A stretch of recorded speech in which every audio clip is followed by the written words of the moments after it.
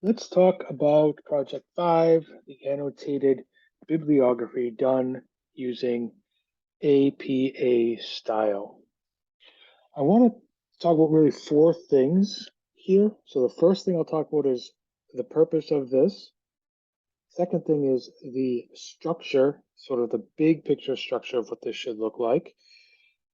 Third is the structure of the individual annotations. And fourth is just a note about sources. So first, purpose of this is to have you look at sources, critically evaluate, think about, and use them to help plan your recommendation report. So to do this assignment, you need to have a pretty good idea of what your recommendation report will look like. If you've done the Project 3 proposal and you're on the right track with that, then you should be on the right track with this following in the steps of that. So that's the purpose, right? You're going to find sources related to your recommendation report, and you're going to kind of read them, and you're going to write about them and think about them, because these are the building blocks for your argument. These sources will provide the most important evidence that will persuade your audience in that recommendation report. So that's one, that's the purpose. Two, big picture structure. I'm going to scroll down to do that.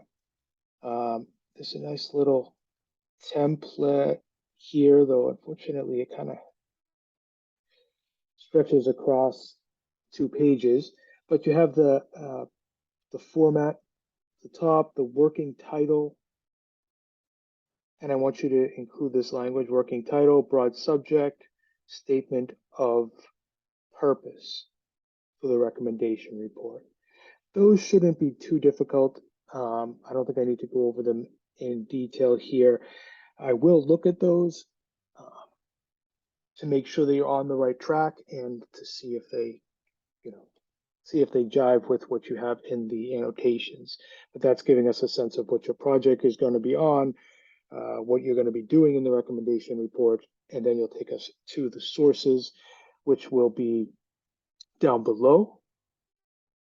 And you will include the APA full citation. And you can look that up, how to do that. And then in this section, you will include the annotation. The annotation is that basically that paragraph that you're talking about the source. Which brings us then to point 3 of this video, which is the structure of each annotation.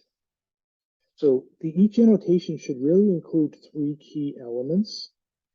The first one, it says here how the source connects to your recommendation report, and how it connects and supports your statement of purpose.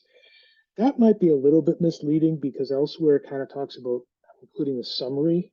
So this is actually in some ways talking about explaining what the source is about, and that will show the connection to the recommendation report. So the first part really you could say is kind of a summary piece of the recommendation.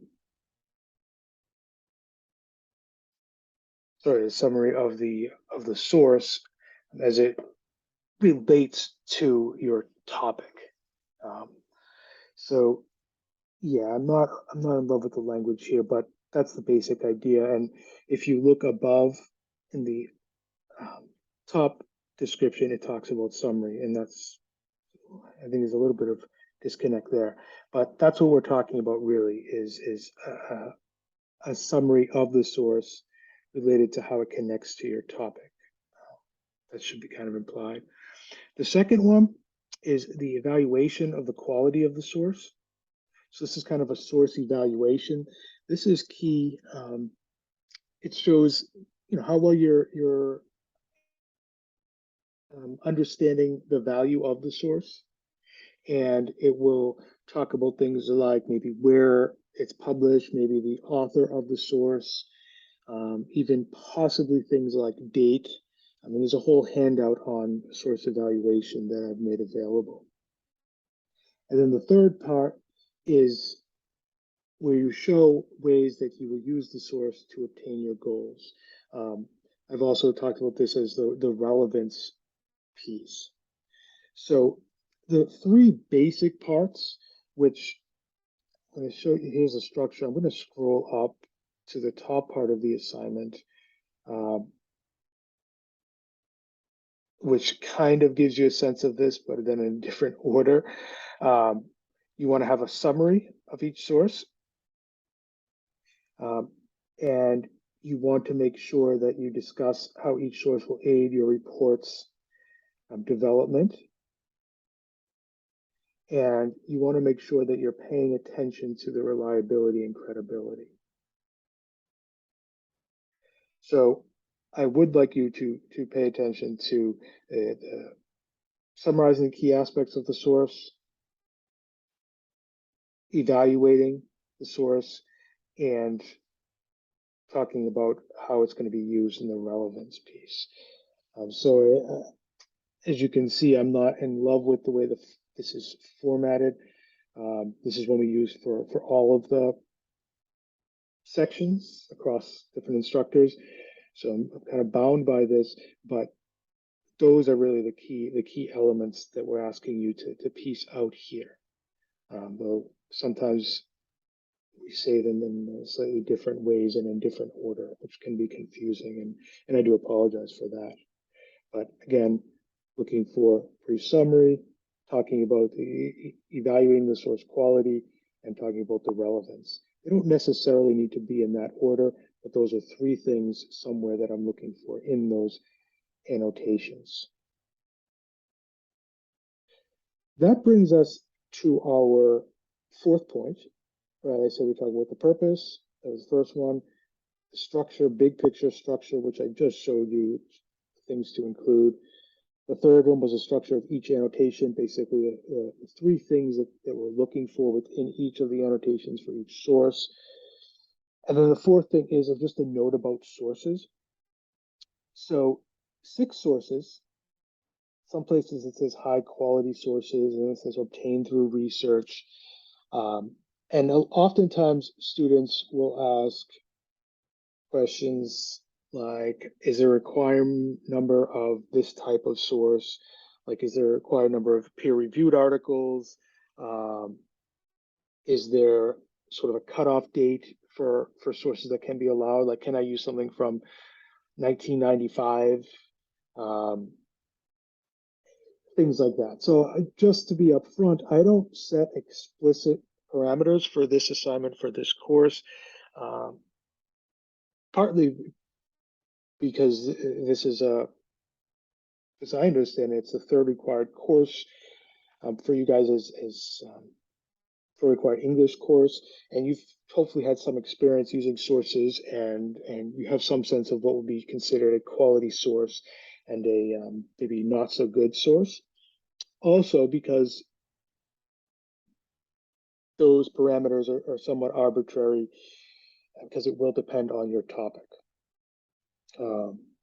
So having said that, having sort of pushed that off and said, I don't actually set any explicit parameters and say it has to be this, there are some things that I think it makes sense to think about. One is, I think it will be helpful if you do include some academic peer-reviewed sources. I've provided a link to a chapter from a textbook that can kind of talk about that. I provided that in one of the announcements, I believe. They will talk about the different tiers, but I would ideally like you to use a couple, depending on the project, maybe more, really academic peer-reviewed sources that are, you know, the sort of the heart of academic writing. And I think that that would be, that's my really strong suggestion. I realize that for some projects that may be more difficult than others. I very rarely run across a project where that would be impossible and where it would be not helpful. So I want that to be sort of one of your goals, to keep an eye out for that.